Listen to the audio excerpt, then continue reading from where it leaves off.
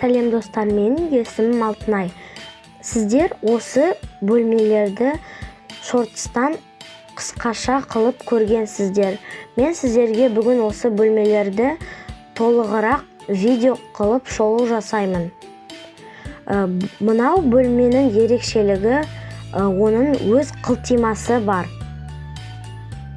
Келесі, мен бұл бөлмені кибер бөлме деп атаймын. Себебі бұнда мықты компьютері бар. Тіпті бұнда джойстигі да, микрофоны да бар. Бұнда ойындар ойнап, видео түсіруге болады. Келесі бөлме бізде ас бөлмесі. Ерекшелігі ол тек қана қызыл түстен құралған.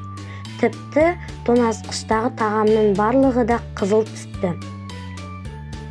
Келесі бөлме бізде түрлі түсті. Бұл бөлмеде TikTokқа видео түсіруге болады. Себебі бұнда күн сәулесі жақсы түсіп тұр.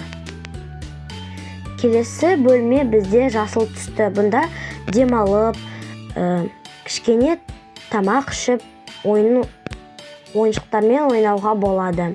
Сау болыңыздар. Ұнаса лайк басып, комментарий қалдырып, каналыма тіркеліңіздер.